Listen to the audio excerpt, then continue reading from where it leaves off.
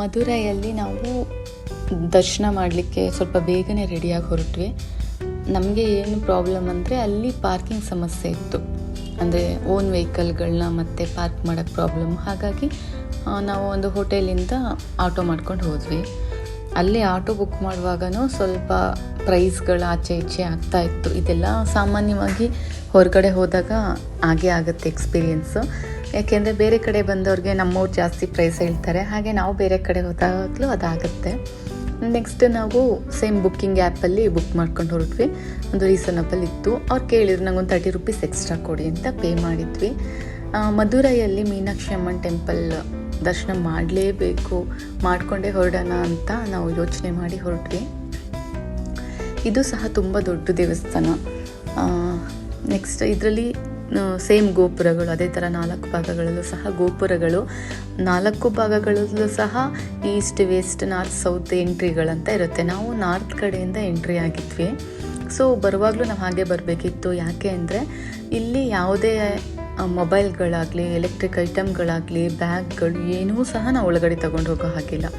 Slipper ಒಂದು ಕಡೆ ಇಟ್ಟರೆ, ಇನ್ನು ಹೆಲ್ಮೆಟ್ಗಳಿದ್ರೆ ಅಥವಾ ಏನೇ ಥಿಂಗ್ಸ್ ಇರೋ ಸಪ್ರೇಟು, ಲಗೇಜ್ ಸಪ್ರೇಟು, ಮೊಬೈಲ್ಗಳನ್ನ ಬೇರೆ ಕಡೆ ಹ್ಯಾಂಡ್ ಓವರ್, ಮೊಬೈಲ್ ಮತ್ತು ಚಾರ್ಜರ್ಸ್, ಎಲೆಕ್ಟ್ರಿಕ್ ಐಟಮ್ಸ್, ಹೆಡ್ಫೋನ್ಸ್ ಏನೇನಿದೆ ಅದನ್ನ ಒಂದು ಕಡೆ ಇಲ್ಲಿ ಹ್ಯಾಂಡ್ ಓವರ್ ಮಾಡಿ ನಾವು ಒಳಗಡೆ ಹೋಗ್ತೀವಿ. ಹ್ಯಾಂಡ್ ಓವರ್ ಮೇಲೆ ಒಂದು ಮೇಬಿ ಒಂದು 5 ರೂಪಿ ಪರ್ ಮೊಬೈಲ್ ಚಾರ್ಜ್ ಮಾಡ್ತಾರೆ. ಇದೇ ಥರ ನಮಗೆ ಪಳನಿನಲ್ಲೂ ಸಹ ಸೇಮ್ ಇದ್ದಿದ್ದು ರೂಲ್ಸು. ಇದು ಗೊತ್ತಿದ್ದರೆ ಆ್ಯಕ್ಚುಲಿ ಸಾಧ್ಯ ಆದಷ್ಟು ಲಗೇಜ್ನ ಕಾರಲ್ಲಿ ಅಥವಾ ರೂಮಲ್ಲೇ ಇಟ್ಬಿಟ್ಟು ಬನ್ನಿ, ಇಲ್ಲ ಅನಿವಾರ್ಯ ಅಂದರೆ ತೊಗೊಬನ್ನಿ, ತೊಂದರೆ ಇಲ್ಲ. ಸೇಮು ಗೋಪುರಗಳಂತೂ ತುಂಬ ಚೆನ್ನಾಗಿದೆ.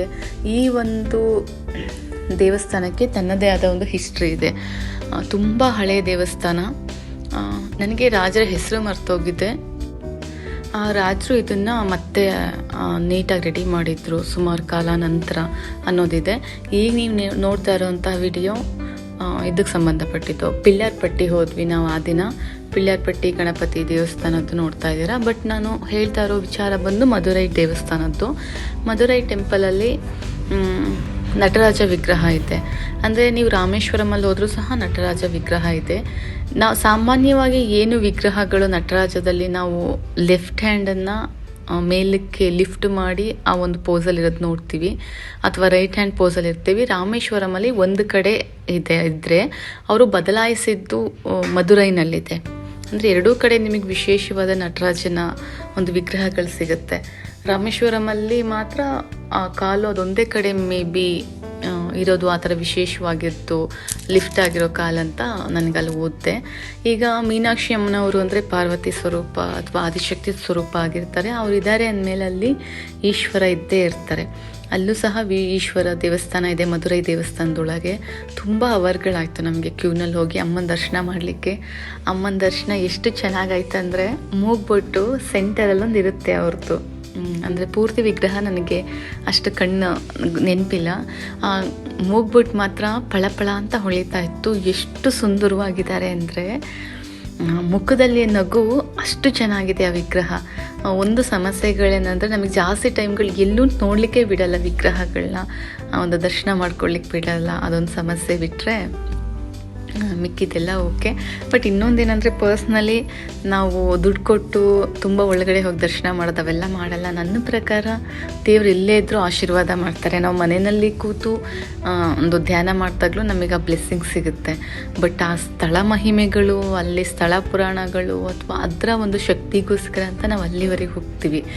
ಸೊ ಇನ್ನು ಸ್ವಲ್ಪ ಜನ ಕ್ರೌಡ್ ಇದ್ದರೆ ಓಕೆ, ಬಟ್ ಅಟ್ಲೀಸ್ಟ್ ಸ್ವಲ್ಪ ಟೈಮ್ ಒಂದು 5 ಸೆಕೆಂಡ್ಸ್ ಬಿಟ್ಟರೆ ಎಲ್ರಿಗೂ ಸಹ ಒಂದು ಸಮಾಧಾನ ಸಿಗುತ್ತೆ. ಅಷ್ಟು ಅವರು ಕಾಯ್ದು ಅಷ್ಟು ದೂರದಿಂದ ಬಂದಿರ್ತೀವಿ.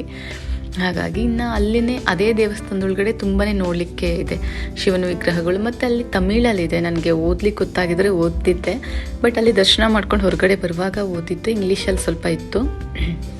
ಆ ಮಹಾರಾಜರು ಏನಾಗುತ್ತೆ, ಯಾವುದೋ ದಾಳಿಯಿಂದಾಗಿ ದೇವಸ್ಥಾನ ಸಂಪೂರ್ಣ ಕ್ಲೋಸ್ ಆಗಿರುತ್ತೆ. ಆದರೆ ವಿಗ್ರಹನ ಏನು ಮಾಡ್ತಾರೆ, ಮಧುರೈ ಮೀನಾಕ್ಷಿ ಅಮ್ಮನವ್ರ ದೇವಸ್ಥಾನದಲ್ಲಿ ವಿಗ್ರಹ ಹಾಳು ಮಾಡಬಾರ್ದು ಅಂತ ಯಾವುದೋ ಒಂದು ಸಾಮಾನ್ಯವಾದ ವಿಗ್ರಹನ ಮುಂದೆ ಇಟ್ಟು ನಿಜವಾದ ವಿಗ್ರಹನ ಹೈಡ್ ಮಾಡಿರ್ತಾರೆ. ಹೈಡ್ ಮಾಡಿ ಏನಾಗುತ್ತೆ, ಪೂಜೆ ಪುನಸ್ಕಾರ ಮಾಡಬಾರ್ದು ಅಂತ ಹೇಳಿ ಡೋರ್ ಹಾಕಿರ್ತಾರೆ, ಕ್ಲೋಸ್ ಮಾಡಿರ್ತಾರಂತೆ. ಆ ನಂತರ ಏನಾಗುತ್ತೆ, ಎಷ್ಟೋ ವರ್ಷಗಳ ನಂತರ ಆ ಒಂದು ಲಿಂಗಾಯತ ಮಹಾರಾಜರವರು ಬಂದು ರೂಲ್ ಮಾಡ್ತಾರೆ. ಒಂದು 30 years ರೂಲ್ ಮಾಡಿದರು ಅಂತ ಬರೆದಿದ್ದಾರೆ. ಆವಾಗ ದೇವಸ್ಥಾನ ಓಪನ್ ಮಾಡಿದರೆ ವಿಗ್ರಹ ಕಚ್ಚಿದಂತಹ ಗಂಧ ಹಾಗೆ ಇತ್ತು, ಹೂಗಳು ಸಹ ಬಾಡಿರಲಿಲ್ಲ, ದೀಪ ಸಹ ಹಾಗೆ ಉರಿತಾ ಇತ್ತು ಅಂತ ಅಲ್ಲಿ ಬರೆದಿದ್ದಾರೆ. ಸೊ ಎಲ್ಲ ಒಂದು ದೇವರ ಮಹಿಮೆ ಅಂತ ಹೇಳ್ಬೋದು ಅದನ್ನೆಲ್ಲ. ಸೊ ನನಗೆ ನಿಜವಾಗ್ಲೂ ಅದು ಕೇಳ್ತಿದ್ದೆ ಮೈ ರೋಮಾಂಚನ ಆಗುತ್ತೆ. ಸೊ ಇಷ್ಟೊಂದೆಲ್ಲ ಹಿಸ್ಟ್ರಿ ಇದೆ. ದೇವಸ್ಥಾನ ಎಷ್ಟು ದೊಡ್ಡದಿದೆ ಅಂದರೆ ಮಧುರೈ ಮೀನಾಕ್ಷಿ ಅಮ್ಮನ ದೇವಸ್ಥಾನ. ನಿಮಗೆ ಅದು ಎಂಟ್ರಿಗಳು ಹೇಳಿದ್ರೇ ಗೊತ್ತಾಗುತ್ತೆ. ಒಂದು ಎಂಟ್ರಿ ಬಂದರೆ ಇನ್ನೊಂದು ಎಂಟ್ರಿ ಯಾವ ಕಡೆ ಗೊತ್ತಾಗಲ್ಲ.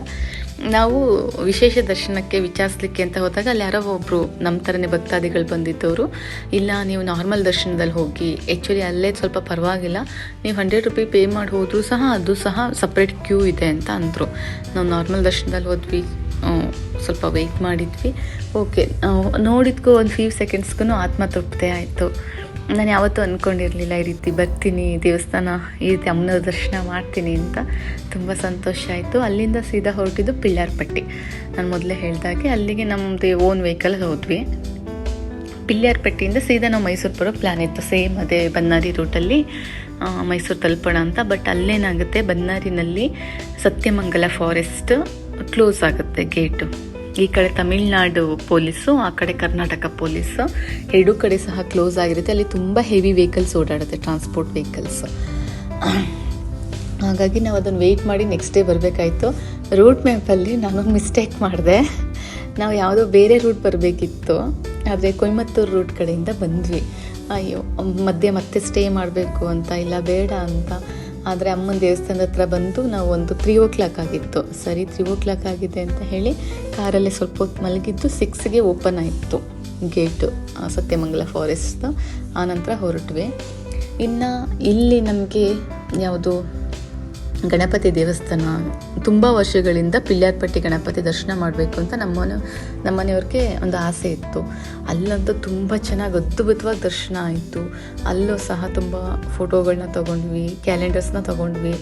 ತುಂಬ ಇಷ್ಟ ಆಯಿತು. ವಾತಾವರಣ ತುಂಬ ಕ್ರೌಡ್ ಇರಲಿಲ್ಲ, ಬೇಕಿದ್ರೆ ಮತ್ತೆ ಹೋಗಿ ದರ್ಶನ ಮಾಡ್ಬೋದಿತ್ತು, ಅದಿತ್ತು. ಮತ್ತು ವಿಶೇಷವಾಗಿ ಅವತ್ತು ಶಿವ ಮತ್ತು ಪಾರ್ವತಿಯವ್ರಿಗೆ ಕಲ್ಯಾಣೋತ್ಸವನ ಏನೋ ಮಾಡಿದರು.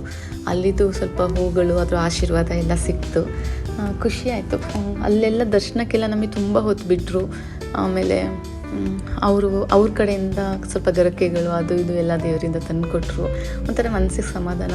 ಇಷ್ಟು ದೂರದಿಂದ ಬಂದಿದ್ವಿ, ನಮಗೇನೋ ಈ ರೀತಿ ಕೆಲವೊಂದು ವಿಶೇಷವಾದ ಬ್ಲೆಸ್ಸಿಂಗ್ಗಳಾದವಾಗ ಮತ್ತು ಅದೇ ಒಂದು ಘಾಟ್ ಸೆಕ್ಷನ್ ಸತ್ಯಮಂಗಲ ಕಡೆಯಿಂದ ನಾವು ಮನೆಗೆ ಬಂದ್ವಿ.